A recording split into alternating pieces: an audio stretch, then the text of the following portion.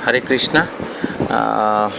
मैं भगवत गीता का श्लोक संख्या चैप्टर 4 का 11 श्लोक का पढ़ रहा हूँ। ये बहुत इंपॉर्टेंट श्लोक है हमारे अपने समझने के लिए भी और प्रीचिंग के लिए भी।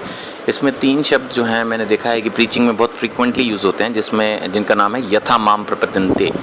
इस श्लोक में भगवान बेसिकली बता रहे हैं कि जो मुझे जिस तरह से सरेंडर करता है मैं बाद में फिर उसको उसी हिसाब से उसी के अनुरूप फल देता हूँ।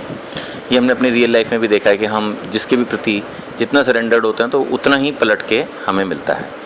तो मैं इस श्लोक को पढ़ रहा हूँ।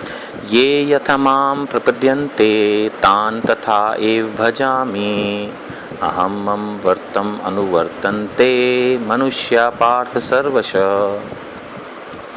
अर्थ श्रील प्रभुपाद जी ने लिखा है, जिस भाव से सारे लोग मेरी शरण ग्रहण करते हैं उसी के अनुरूप मैं उन्हें फल देता हूँ। हे पार्थ, प्रत्येक व्यक्ति सभी प्रकार से मेरे पथ का अनुगमन करते हैं। यानी भगवान साफ कह रहे हैं, जिस भाव से लोग मेरी शरण करते हैं उन्हीं के अनुरूप मैं उन्हें फल देता हूँ। अब जो कृष्ण के प्रति 50% सरेंडर्ड होगा, इस मीन सिंपल क्लियर है कि उसी के अनुरूप उसको भगवान की मर्सी भी 50% मिलेगी।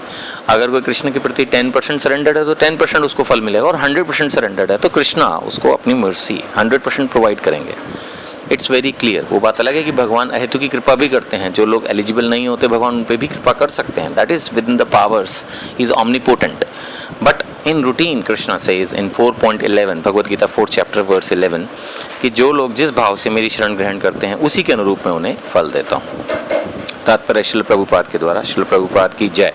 प्रत्येक व्यक्ति कृष्ण को उनके विभिन्न स्वरूपों में खोज रहा है। भगवान श्री कृष्ण को अंशतः उनके निर्विशेष ब्रह्म ज्योति तेज में तथा प्रत्येक वस्तु के कण कण में रहने वाले सर्वव्यापी परमात्मा के रूप में अनुभव किया जाता है। लेकिन कृष्ण का पूर्ण साक्षात्कार तो उनके शुद्ध भक्त ही कर पाते हैं। देखिए साफ साफ लिखा है, हर आदमी कृष्ण को खोज रहा है, और कुछ लोग उनके तेज में उनको ढूंढ रहे हैं, कुछ उनको परमात्मा के रूप में अनुभव कर रहे हैं। लेकिन जो कृष्ण का पूर्ण रूप है, पूर्ण साक्षात्कार, जो जैसे 2 द्विभुज रूप जिसमें वो बांसुरी बजा रहे हैं वृंदावन राधा रानी के साथ का जो उनका रूप है, वो सिर्फ उसका अनुभव तो जो है वो शुद्ध भक्त ही कर पाते हैं। फलतः कृष्ण प्रत्येक व्यक्ति के अनुभूति के विषय हैं। अनुभूति मतलब उसको एक्सपीरियंस वो करना चाहते हैं, और इससे कोई भी और सभी अपनी अपनी इच्छा के अनुसार तुष्ट होते हैं। अब जो भगवान को जिस रूप में देखना चाहता है भगवान उसको उस रूप में प्रकट होते हैं। इसीलिए भगवान ने इतने देवी देवता और इतने अपने अलग अलग रूप बनाए हैं। जो भगवान को ऐश्वर्य रूप में देखना चाहता है उनके लिए भगवान ने विष्णु रूप धरा है। जो भगवान को मर्यादा पुरुषोत्तम रूप में देखना चाहता है उनके लिए भगवान ने राम का रूप लिया है। और जो भगवान को मित्र के रूप में, सखा के रूप में और माधुर्य रूप में देखना चाहता है उनके लिए भगवान ने स्वयं अपना रूप प्रकट किया है।